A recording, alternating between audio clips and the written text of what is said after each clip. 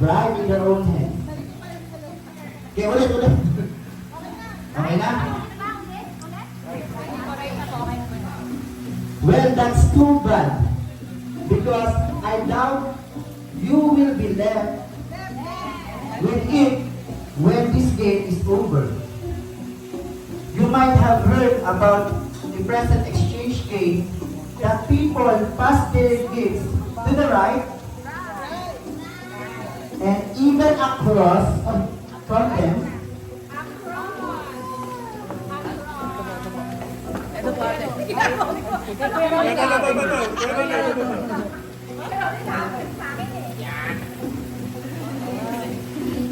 That's the right. That is what we are going to do. So don't get too fond of the package you have or even excited about the gift to the left of you. But really, why would you be excited about the present across from you when you don't even know what it is? You might have the dreaded fruit cake right in your own hand, or the white elephant gift that was left over from a Christmas party last week. Who really knows what are even in these gifts? Gift bags, and if you even want to keep it, right?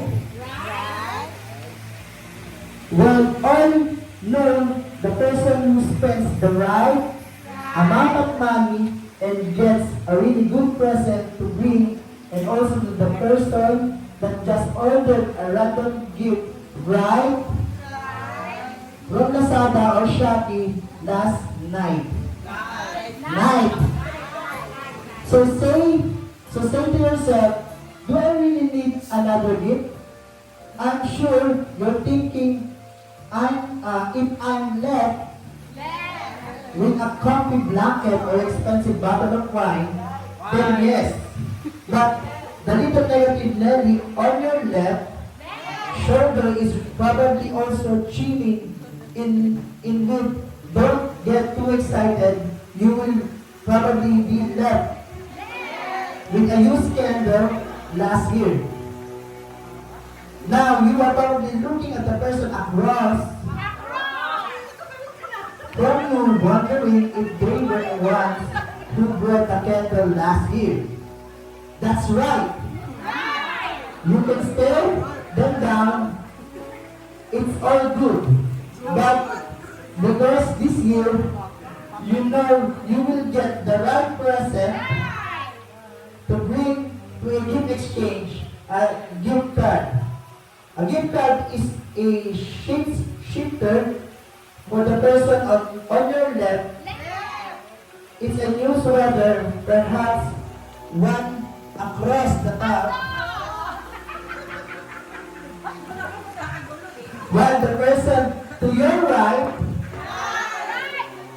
would swear it looks like a brand new album. But in that daydreaming, it's time to live in the present and take in what's right in front of you. Pick up the present closest to you, give it a thorough look over. How many inches is it across? 2? 5? Not right. What about the one to your left?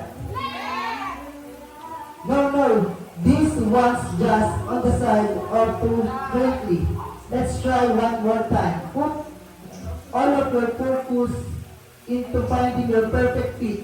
Do you think you got the message across?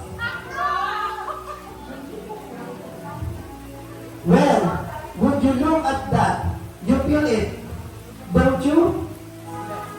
This one right here is just right. And that is your present. Open your present. Merry Christmas, everyone. May ibigay din ko kami mga asawa sa inyo. Sa pag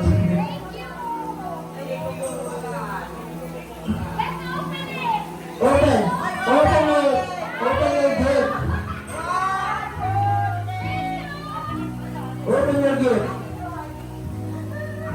Yun, yung mahilig sa healthy.